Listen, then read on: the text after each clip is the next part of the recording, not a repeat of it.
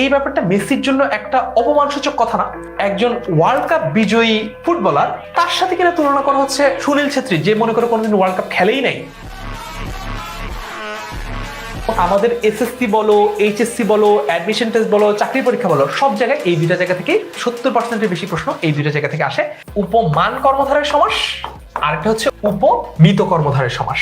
Example দেই, মনে করো কেউ বলল সুনীল ছেত্রী মেসির মতো খেলে, এটা মনে করো কেউ বললো, যার সাথে তুলনা করা হচ্ছে, এইবার একটু মিলাও, একটু মাথায় আনো নিনজা টেকনিকটা। মেসির এখানে অপমান করা হচ্ছে, মেসি এখানে অপমানিত হচ্ছে, এরকম একটা অসম তুলনায়।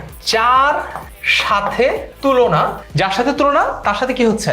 অপমান। একজন হচ্ছে ছেত্রী, কি ভাইয়া সুনীল ছেত্রী ইন্ডিয়ান একজন ফুটবল প্লেয়ারের নাম, বুঝতে পেরেছো? কয়েকদিন আগে বাংলাদেশ আর ইন্ডিয়ার খেলা হয়েছে না, তখন তো সুনীল ছেত্রী খেলেছে।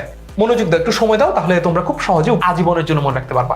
এবার দেখো একটা ছড়া বলি, যার সাথে তুলনা তার হয় অপমান, যার হয় অপমান তার নাম উপমান। সুনীল ছেত্রী মেসির মতো খেলে, এইখানে মেসির সাথে যেহেতু তুলনা করা হচ্ছে তাই মেসির তুলনা হচ্ছে, অর্থাৎ এখানে মেসি হচ্ছে আমাদের কি? মেসি হচ্ছে এখানে আমাদের উপমান, উপমান, কারণ তার তুলনা করা হয়েছে। এইবার আসো আমাদের সমাস সেন্ট্রিক উদাহরণে।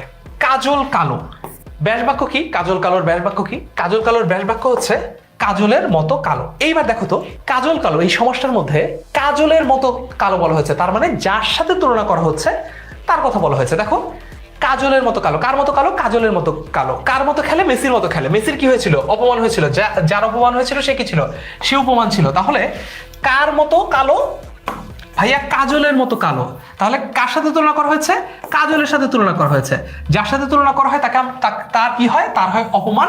যার হয় অপমান তার নাম উপমান। তার মানে যেই সমাসে তুমি দেখবা কারোর সাথে তুলনা করা হয়েছে, যার সাথে তুলনা করা হয়েছে সে আছে এবং তাদের একটা সাধারণ ধর্ম আছে। উপমানে কে থাকে?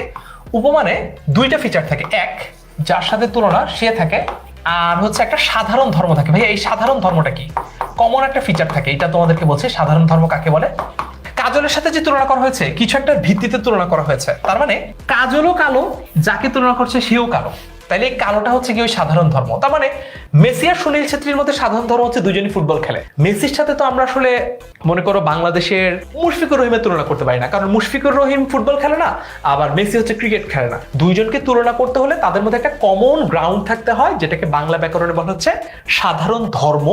এই সাধারণ ধর্মটা যদি থাকে এবং যার সাথে তুলনা করা হচ্ছে সে যদি থাকে, এই দুইটা ফিচার যদি মিলে যায়, দেখো কাজলের মতো কালো, তার মানে যার সাথে তুলনা করা হয়েছে সে আছে কাজল, এবং যে ধর্মের ভিত্তিতে তুলনা করা হয়েছে কালো সেটা আছে। এই যে দেখো, যার সাথে তুলনা করা হয়েছে সে আছে এবং যেই ধর্মের ভিত্তিতে তুলনা করা হয়েছে সেটা আছে, তাই এটা হবে উপমান কর্মধারয় সমাস।